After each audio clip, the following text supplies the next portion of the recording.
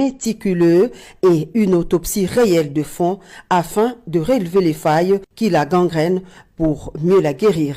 Voilà le but de la tenue des travaux des États généraux qui s'ouvrent ce jour, réunissant plus de 3500 participants venus de divers horizons. Ils vont réfléchir sur le thème « Pourquoi la justice congolaise est-elle malade ?» La justice congolaise malade, comme l'a sans cesse dénoncé le président de la République Félix-Antoine Tshisekedi Tshilombo, le ministre d'État en charge de la justice et garde des Sceaux, se dit fier d'organiser, sous le haut patronage du magistrat suprême, Étienne Mordicus, au redressement et au changement de ce secteur, qui est une question de volonté politique voulue par le chef de l'État. Excellence, Monsieur le Président de la République, chef de l'État et magistrat suprême, qu'en est-il de la justice en RDC? 7 Congolais sur 10 sont insatisfaits de la manière dont notre justice est distribuée et administrée.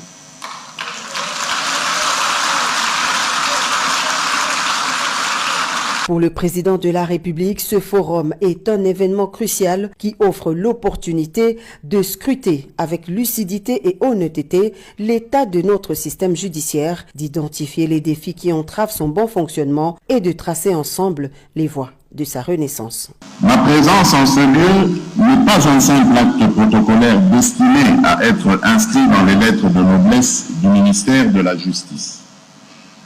Elle est plutôt le symbole de mon engagement ferme de restaurer la justice de notre pays afin d'être en adéquation avec les saintes écritures.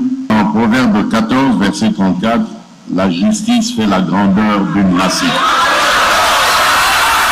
Aux magistrats et autres acteurs judiciaires, Félix-Antoine Tshisekedi Tshilombo les exhorte à préserver et à travailler sans relâche pour l'efficacité et la crédibilité de notre système judiciaire. Très souvent, nos concitoyens se sentent trahis lorsque les principes fondamentaux de la justice sont bafoués par certains acteurs pour satisfaire leurs intérêts personnels et leur appétit du bien indu. La nation vous observe et sachez que tout manquement, toute défaillance, tout compromis avec la probité et la droiture sera désormais sanctionné. Le temps des avertissements est résolu. C'est avec une fermeté sans concession que seront prises les mesures nécessaires pour extirper des rangs de la justice ceux qui trahiraient leur mission et par ricochet leur serment. Je formule le vœu que ces assises ne soient pas un rassemblement de plus, mais plutôt avec un plus et qui se démarque par la qualité et le pragmatisme des recommandations qui en découleront, a conclu le chef de l'État. Est-ce que le contentieux international se porte bien?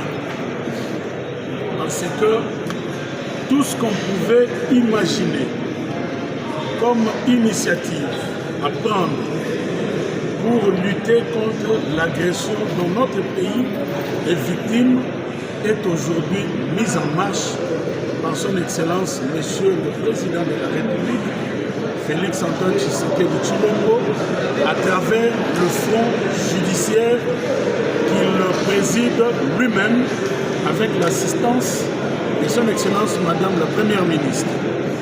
Dans le front judiciaire actuellement, il y a une task force qui regroupe les experts en droit international public. Il y a un chargé de mission du président de la République, la CPI, et actuellement au sein du gouvernement, il y a des membres du gouvernement qui s'occupent du contentieux international. Le président de la République conçoit les initiatives qui peuvent atteindre le Rwanda, Paul Kagame et consorts.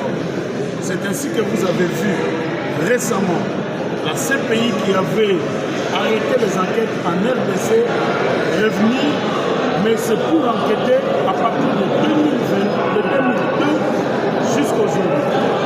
À côté de cela, il y a la requête de la RDC qui a été introduite à la Cour africaine des droits de l'homme et des peuples. À part ces deux initiatives, vous avez été témoin que le 26 septembre, il s'est ouvert à Arusha un procès contre le Rwanda.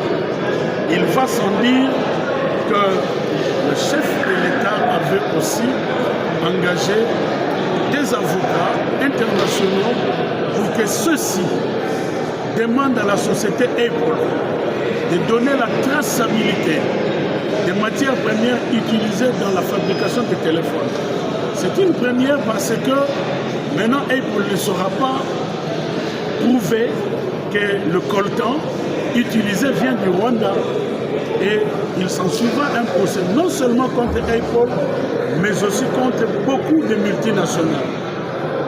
Contre le Rwanda, nous sommes en train de préparer une requête à introduire à la Cour internationale de justice pour que cette fois-ci, le Rwanda n'échappe pas, qu'il soit condamné comme l'a été l'Ouganda. Donc, j'ai entretenu les panélistes sur ce qui est déjà fait et ce qui doit encore être fait, mais en tout cas, j'ai insisté sur la clairvoyance du président de la République dans ce secteur-là et il ne ménage aucun effort, aucun moyen pour atteindre le Rwanda, Paul Kagame et consorts.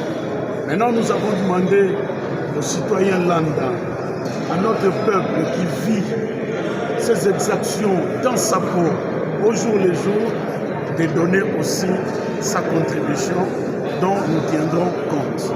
Merci. C'est combien de minutes? Que sont devenues vos relations avec Joseph Kabila? Tant au Longwaka, au Ebisakaye, les lots. Je dois lui dire, quand je suis entré chez lui, je n'ai pas négocié avec lui. Il a demandé ceux qui sont pour. Nous avons adhéré. Quand nous nous retirons librement. Et je n'ai pas l'impression qu'il tient même des réunions. Je n'ai pas l'impression qu'il tient des réunions même avec ceux qui sont restés avec lui. À moins que vous ne me disiez le contraire. Mais je ne sais pas. Non, je n'ai pas l'impression. Je reviens. Moi, je me situe en 2020. 2020, il était là. Il réunissait encore sa famille politique. D'ailleurs, en 2020, dans la foulée de tous ces départs... Je vous informe qu'il ne tenait plus de réunions avec la famille politique. Je vous informe qu'il ne tenait plus de réunions avec la famille politique. D'accord. Je vous informe. Namona na télévision, ceux qui lui sont restés fidèles, Bakendara na Kingakati, les images sont là. Ils sont allés lui renouveler